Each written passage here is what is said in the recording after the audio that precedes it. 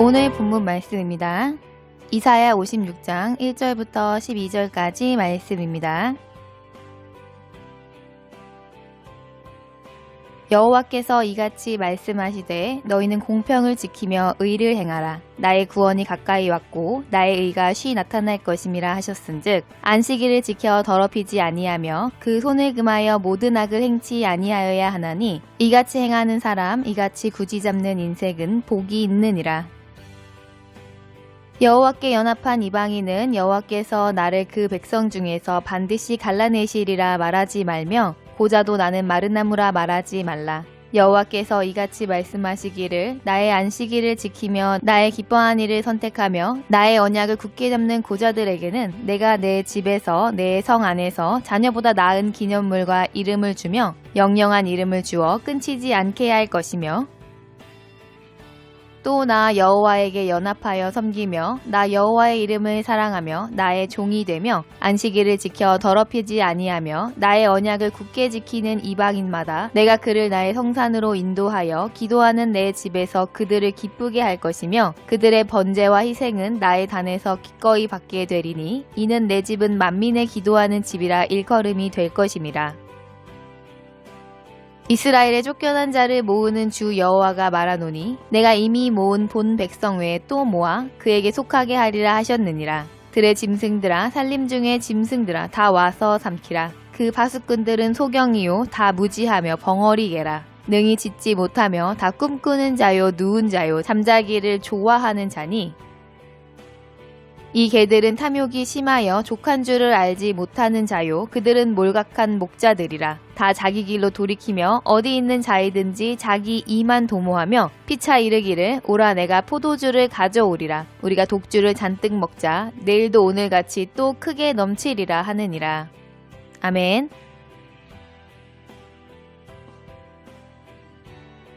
이 세상의 모든 길은 개척해야 하는 길도 있지만 이미 정해져 있는 길이 더 많습니다. 하나님이 창조하신 이 세상을 살아가는 우리들이 가야 할 길은 하나님께서 모두 정해 놓으셨습니다. 하나님께서 우리에게 주신 길은 한 길입니다. 오직 하나님의 말씀에 순종하여 충만함을 받는 한 길을 주셨습니다. 그러나 하나님은 우리를 조작하시지 않고 순종의 길과 불순종을 선택할 수 있는 자유를 주셨습니다. 우리 조상 아담은 불순종의 길을 선택하였고 하나님과 원수가 되었으나 하나님은 우리들을 버리지 않으시고 예수님의 육체를 찢어서 새 길을 내주셨습니다. 하나님께서는 예수님을 통해서 말씀하시기를 나의 의는 믿음으로 산다고 말씀하셨습니다. 그렇다면 믿음으로 사는 것은 무엇입니까? 믿음으로 산다는 것은 새 길을 걸어가는 삶을 말합니다. 자기의 목적이나 세상에서의 성공과 출세 행복을 위해서 살아가는 것은 믿음으로 사는 것이 아닙니다. 예수님처럼 하나님의 말씀이 내 삶에서 증거되어지는 삶을 살아가는 것이 바로 믿음으로 사는 것입니다. 우리의 삶 자체가 하나님이 베푸신 사랑과 내가 받은 은혜를 알므로 진정으로 감사하는 마음으로 말씀을 실행하여 순종하는 행위가 이어지는 삶이 믿음으로 사는 삶입니다. 이렇게 믿음으로 살아가기 위해서는 하나님께 대한 지식만으로는 불가능하며 오직 그 마음에 하나님께서 예수님을 내가 받아야 할 모든 저주와 고통을 대신 받게 하시고 나의 죄의 삭슬 지불하게 하신 그 은혜를 진심으로 감사하는 마음이 있어야 자기 육신의 만족을 취하는 것보다 하나님의 말씀을 더 귀중하게 여겨 순종함으로 믿음으로 살게 되는 은혜를 받을 수 있습니다. 그런데 하나님께서는 우리에게 하나님께 감사하는 마음을 표현하는 방법에 대해서 자세하게 가르쳐 주셨습니다. 그러므로 우리는 우리가 하나님께 감사하는 마음으로 살아가고자 할 때 말로만 감사하다고 하면 되는 것이 아니라 하나님께서 말씀해 주신 대로 순종할 때 하나님께 진정으로 감사하는 사람의 모양이며 믿음으로 사는 자로 인정하실 것입니다. 그러나 많은 사람들이 사람의 생각, 육신의 생각을 앞세워서 하나님께서 말씀하신 방법을 그대로 따르지 않습니다. 내가 좋아하는 방법이나 편리한 대로 하나님께 감사함을 표현하면 하나님께서 그것을 받아주시고 믿음이 있는 자로 여겨주시리라 착각합니다. 그러나 그것은 하나님의 말씀대로 새 길을 걸어가는 것이 아닌 그저 인간의 방법에 충실한 삶을 사는 것임을 우리는 기억해야 합니다. 오늘 말씀에서 하나님께서는 하나님의 자녀들인 우리들은 어떻게 살아야 할 것인가를 말씀하여 주시고 나아가서 하나님의 말씀대로 살지 않은 인생의 결국은 어떻게 될 것인가에 대해서 말씀해 주셨습니다. 먼저 하나님께서는 1절에서 공평을 지키고 의를 행하라고 말씀하셨습니다. 하나님께서 의를 알고 공평을 알라고 말씀하신 것이 아니라 공평을 지키고 의를 행하라고 말씀하셨다는 것을 주목해야 합니다. 그렇다면 하나님께서 말씀하시는 공평을 지키고 의를 행하는 삶은 어떤 삶입니까? 우리가 교회에서 만나는 사람들 중에는 일주일에 하루 정도 교회에 나와 예배에 참석하면 자신이 공평을 지키고 의를 행하는 사람이라고 착각하는 사람도 있습니다. 어떤 일로 인해 죄악을 범했음을 인식해도 회개하면 된다고 편하게 생각하며 교회를 다니는 것으로 모든 죄의 문제가 해결된다고 착각하는 사람도 있습니다. 심지어 더 나아가 하나님께서 자신이 원하는 복을 주지 않으신다고 여겨지면 교회에 나가기를 거부합니다. 하나님이 공평하지 않고 의롭지 않다고 원망하는 잘못된 마음이며 예수님이 내주신 새 길을 알지 못하는 어리석은 사람인 것입니다. 세상에서는 어떤 직장을 가더라도 대가를 먼저 받고 일하는 곳은 없습니다. 월급은 언제나 나중에 받는다는 것을 당연하게 생각합니다. 먼저 계약된 날만큼 일을 하고 나서야 월급을 받는 것에 대해서 모든 사람이 의견이 없습니다. 하나님께서도 우리가 약속을 받기 위해서는 먼저 뜻을 다 행하기까지 인내하라고 말씀하셨습니다. 그럼에도 불구하고 복은 먼저 받기를 원하고 자기의 노력에 비해서 더 많이 받아야 한다고 생각합니다. 이러한 마음은 공평을 지키는 마음도 의를 행하는 마음도 아닙니다. 하나님께 감사하는 사람들은 더 하나님을 기쁘게 해드리기 위해서 노력할 뿐 하나님이 얼마나 갚아주셨는가에 대해서 계산하는 것이 아니라 받은 은혜와 사랑을 자랑합니다.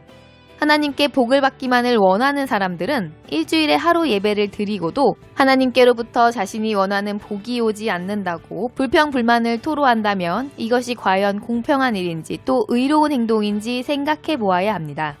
그렇다면 하나님께서 말씀하신 의는 무엇입니까? 하나님의 의는 예수님이십니다. 예수님께서 우리에게 찾아오셔서 하나님께서 말씀하신 대로 우리의 연약함을 다 감당하시고 우리와 연합하신 것이 바로 하나님이 말씀하신 의입니다. 하나님께서는 히브리서 말씀을 통해서 모든 사람으로 더불어 화평함과 거룩함을 쫓으라고 말씀하시면서 이것이 없이는 아무도 주를 보지 못할 것이라고 말씀하셨습니다. 그런데 모든 사람이라고 해서 글자 그대로 세상 살아가면서 만나는 모든 사람을 의미하는 것은 아닙니다.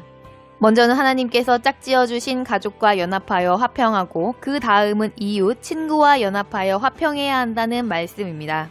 그러나 어떤 사람도 가족이라고 하더라도 나와 다른 사람과 연합하는 것은 쉬운 일이 아닙니다. 상대가 아무리 내 마음에 들지 않는다고 할지라도 나의 주장을 내려놓고 양보하고 설득하며 섬기면서 하나님의 뜻에 맞추어야 가능한 것입니다. 상대방이 설령 나보다 부족하다 할지라도 그 부족한 것을 지적하기만 한다면 예수님처럼 이웃과 연합하여서 하나님의 의를 이루는 일은 불가능할 것입니다. 그러므로 우리는 본문 10절에 등장하는 파수꾼, 즉 목회자들이 무엇을 해야 하는지 알게 하시는 말씀을 볼 수 있습니다. 목회자들은 바로 성도들이 하나님의 뜻에 따라 이웃과 올바르게 연합할 수 있도록 가르쳐야 하는 것입니다. 목회자들은 성도들을 위하여서 쉬지 말고 기도하므로 성도들이 무엇으로 인하여서 이웃과 연합하지 못하는지를 알게 하시는 하나님의 은혜를 받아야 합니다. 그리고 그 알게 하신 성도들의 문제를 성도들에게 알게 하여 버릴 수 있게 인도해야 하는 직분을 맡은 것입니다. 성도들은 목회자의 가르침을 받아들여 그것을 버리고 하나님의 말씀을 따라 의를 행하는 자의 삶으로 자신을 다스려야 합니다. 그런데 우리는 남을 위하여서 자신을 희생하고 양보하는 것이 쉽지 않은 이기적인 사람들입니다.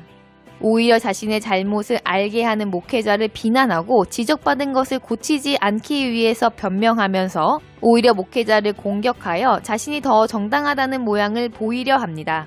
이로 인하여서 목회자들은 더 이상 성도들을 옳은 길로 인도하기 위해서 잘못을 지적하지 않게 되어버리고 이러한 잘못을 합리화하는 목회자들을 하나님께서는 소경이며 짖지 않는 벙어리개라고 말씀하신 것입니다.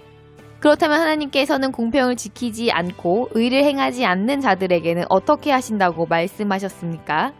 9절에서는 들의 짐승들과 산림 중의 짐승들을 불러 삼키라고 말씀하시는 것입니다. 광야의 들짐승들이 와서 사람을 해하게 되면 그보다 더 무서운 것이 없는 것입니다. 그래서 의를 행하지 않는 사람들을 하나님께서 얼마나 노여워하시는지를 우리는 알 수 있는 것입니다. 우리가 하나님의 사람으로 신앙으로 살아가야 한다는 것을 알고 결심했다면 교회에서 목회자들을 통해서 증거해 주신 하나님의 말씀을 마음에 영접하여 자기의 육신의 만족을 내려놓고 하나님의 뜻대로 살기에 힘써야 하는 것입니다. 그러나 하나님의 사람으로 자라갈 생각은 하지 아니하고 교회에 왔기 때문에 복을 받아야 한다고 생각한다면 이것은 하나님을 자신의 뜻대로 움직일 수 있다고 생각하는 어리석은 생각입니다. 본문에서 하나님께서는 몰각한 목자들에 대해서 말씀하셨습니다. 몰각한 목자들은 먼저 교회의 목회자들을 말씀하시는 것입니다. 성도가 하나님의 뜻대로 자라기를 거부함으로 그들에게 하나님의 뜻대로 살기를 지속적으로 전한다면 그들은 교회를 떠날 것으로 알기에 하나님의 말씀을 전하지 못하게 되는 것입니다. 교회의 부흥이라는 목적을 위해서 죄를 지적하지 않는 목회자는 자기 이익만을 도모하는 장사꾼에 지나지 않는다고 말씀하셨습니다. 또한 몰각한 목자들은 나아가서 세상에서 세상과 연합하여 살기에 조금도 거리낌이 없는 성도들을 의미하는 것입니다. 나의 육신의 이익을 위하여서 믿지 않는 사람들에게 하나님을 전하지도 않고 오히려 더욱 세상과 하나 되어 살아간다면 이들 역시 자신의 이익만을 쫓는 몰각한 목자들이 되어지는 것입니다. 이 몰각한 목자들은 다 자기의 길로 돌이키고 하나님의 길을 버린다고 말씀하셨습니다. 자기의 길로 돌이킨다고 해서 표면적으로 하나님을 믿지 않는 자가 되어지는 것이 아닙니다. 하나님께서는 분명히 하나님을 믿는 길을 말씀해 주셨으나 그것을 입으로는 인정하지만 막상 자기의 삶은 자기 마음의 편한 대로 행하면서 변명하는 삶을 사는 것입니다. 자신의 생각에 따라 더 좋은 길, 더 편한 길, 더 잘 되는 길을 걸어가면서 자신이 잘 되는 그것이 하나님을 기쁘시게 하는 길이라고 착각하는 사람들입니다.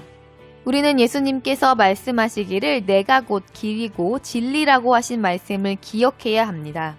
우리의 믿음의 시작은 분명 나의 육신의 위기를 벗어나기 위함이거나 혹은 이익을 도모함이었을지도 모릅니다. 하나님께서 우리의 육신의 이익을 채워주실 분이라 생각했기에 신앙생활을 시작한 경우가 허다한 것은 사실입니다.